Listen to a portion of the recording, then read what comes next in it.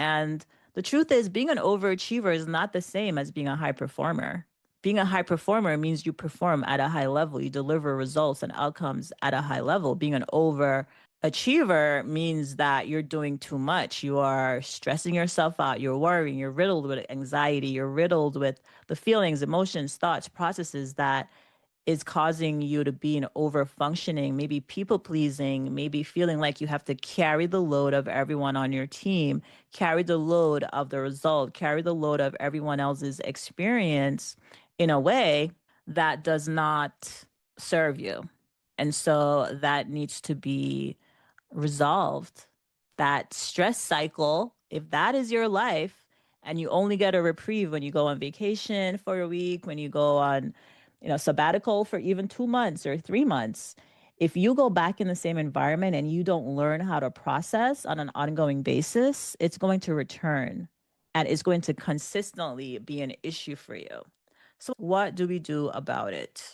And this is where I want to introduce the concept of emotional processing. It's just as it sounds, it's processing the feelings because your mind body connection also produces the neurochemicals. It also produces what you think impacts what you feel, and what you feel impacts what you do. So it's the mind body connection. And if you're not processing through that stress response appropriately, or if you're bypassing it, right, with spiritual programming, with affirmations, etc., that's when you start to feel like you're living inauthentically. That's when you start to feel like you're having a mask, that you have to be robotic. I don't think that's a great way to live. I don't think that's where we want to be. And especially as modern moguls who are collectively inspired and creative and interested in having a life that feels fulfilling and has impact and meaning, that doesn't work for us. And so, what I'm talking about is a new way to think about and approach it. So, it is not bypassing what's real, emotional processing. It is not pretending you don't feel what you feel. It's deliberate, it's intentional. It's the act of moving stuck energy through your body so that you get from a state of friction where everything feels hard, heavy, effortful to a state of flow where you can address it and access your full capacity, your creativity, your resilience, your leadership. The simplest way to understand it is this: emotion is energy in motion. When you surpass it, avoid it, intellectualize it, or just keep pushing through it, we're essentially damming up a river. The pressure builds, it fills other outlets, it shows up as burnout, as I mentioned, as reactivity, as physical illness, as disconnection, as a mask, as inability to connect with others, because we literally have a casing around us that stops us from being accessible because the energy is not flowing. When we process it, when we actually move it through, we restore flow. Now, this is where the leadership OS framework that I developed come into play because it is important because this work doesn't happen in isolation. It connects to everything that I mentioned. The relational aspect of your emotional intelligence is what will allow you to be successful in business in a way that fosters fulfillment and in a way that fosters grace, grit, resilience, and impact that is sustainable over time. Think about it this way. The Leadership OS framework essentially has 6 pillars, and it's about how we operate as leaders. It comes down to your state, your story, your somatics, your strategy, your system, and your scorecard. I developed the Leadership OS, by the way, as a way to bridge the gap between strategic thinking and delivery and our internal state so that we can process what's happening and get on with doing the work. Because sitting and processing in woo woo land also doesn't help. We have to bridge that gap. And this framework does that. What most people get wrong is that they try to start at strategy. So the 6 pillars are your state, your story, your somatics, your strategy, your systems, your scorecard. Most people try to start at strategy, they try to plan their way out of friction.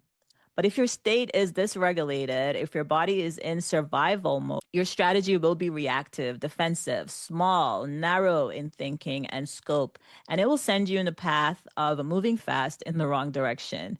You really have to start with state. You have to do the somatic work And then and only then does the story you tell about yourself and your life begin to shift. And when the story shifts, the strategy becomes clearer. And then you move from just planning and ideating to actually creating an executable plan where you can develop systems around it that can be sustainable. And that's where you can begin to take action in a way that's sustainable and scalable. And that will help you to create something real to measure. That is the sequence that actually works in this operating system. Here's some proof. Because as we're in the middle of this month, I want to tell you a story. And I want you to receive it, not just in your mind, but in your body. It's April 4th, 1968, Memphis, Tennessee, the Lorraine Motel. Jesse Jackson is standing on the second floor balcony. Dr. Martin Luther King Jr. is beside him. They have spent years together in the movement, in the struggle, in the work of trying to make America live up to its own ideals. They're standing there mid conversation when a single shot rings out. And just like that, the man beside Jesse Jackson is gone. I want you to sit with what that does in your body to witness something like that, to be that close to that kind of violence, to lose someone like that, the shock, the grief, the rage, the fear, the weight of suddenly being one of the only people left standing, left to carry something forward that feels almost too heavy to hold. What would that do to your nervous system? What story does your body start to write about in the world, about safety, about whether hope is even possible? And yet, Jesse Jackson kept showing up.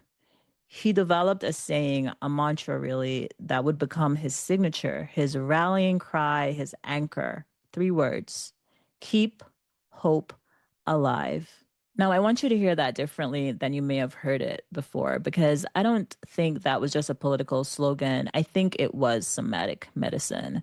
That was a man using logic as a state anchor, using repetition, rhythm, and collective voice to regulate a nervous system that had every reason to shut down, to mobilize a community that was carrying grief in their bodies and needed somewhere to put it. Keep hope alive is not just an idea, it's a practice. And he didn't stop there. Jesse Jackson ran for president of the United States not once, but twice, 1984 and 1988. And he did not win, but he got millions of votes. He won states. He brought Black political participation to levels that had never been seen.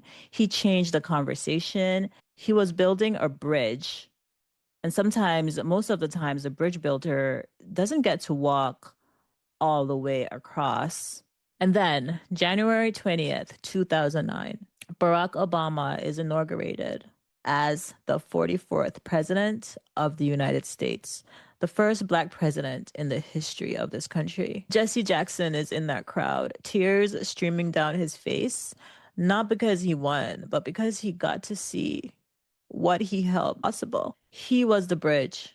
He may not have always understood that in the moment, in the grief, in the loss, in the 2 presidential campaigns that fell short, but he kept processing. He kept showing up. He kept doing the work, and the work accumulated into something that changed the world. It changed the representation. And while he said, keep hope alive, Barack Obama talked about hope as well. He talked about the audacity of hope. He talked about the ideals of America. He didn't talk about identity politics in some jaded, gated way. He talked about American ideals, and he also changed the world. And that just touches me in such an amazing way. So I want to close today by asking you something, as we think about the audacity of hope in this moment, in this political climate, in this cultural moment, in whatever you are personally navigating right now, what bridge are you being called to? Because here's what I know. Some of you are in a season that feels like loss, like things you worked for are being dismantled.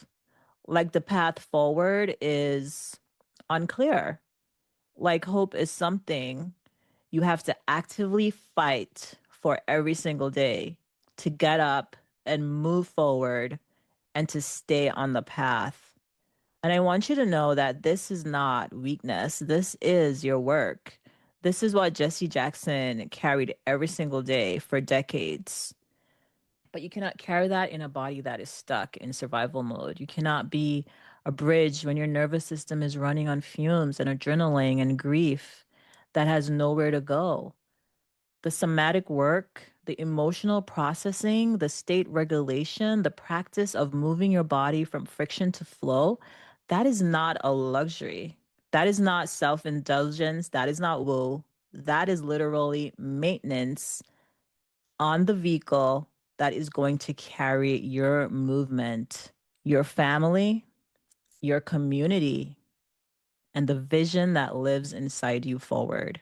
You have to keep your body in the conversation. Here's the thing I want to leave you with. You may not see the full arc. Jesse Jackson didn't see it for decades. You may be planting seeds you'll never harvest. You may be building infrastructure that someone else will run with.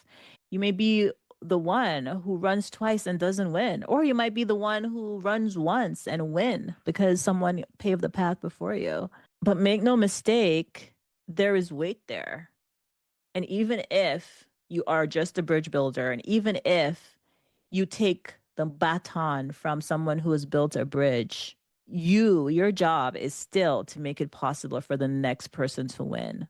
Because no matter what, we're each on this journey together. I have the baton, I'm bringing it to someone else, my family members, my friends, people who are just in my ethos, my mentors have handed me a baton that I have to run with. And I will someday, hopefully not too soon, hand off that baton to someone else as well. So you may be the one who runs twice and doesn't win and make it possible for the next person to win. That is not failure. That's what it means to be a bridge. Keep hope alive, not as a bumper sticker, but as a practice, as a daily discipline of state management, of somatic regulation, of choosing to stay in the game even when the game feels rigged. Although Rumi says, play the game as if the game is rigged in your favor. That's a philosophy to implement. But some days it might not feel like it's rigged in your favor. And when you do, your somatic regulation, your practice, this leadership OS that I'm talking about, is a way back to recognizing that it has to be rigged in your favor. That whatever you're doing, whatever you're going through, it's to take you to the next place and then to take someone else to that other place, a better place. That's the vision, that's the dream. Because someone is watching you. Someone is being shaped by how you carry yourself through this. They're being influenced. Someone needs to hear your story. Someone who's in your circle, someone that may not even yet be born will one day stand in a crowd with tears streaming down their face because of the bridge you choose to be when you do the work on yourself first. So, this is the work. Somatics is part of the work. Developing a customized leadership operating system is part of the necessary work of building work that feels fulfilling, wealth that satisfies, well being that sustains. So do the work on yourself first and then watch what becomes possible. I'm so grateful that you're here today. Thank you for listening. Until next time, keep showing up, keep processing, keep building, and I'll see you on the playground.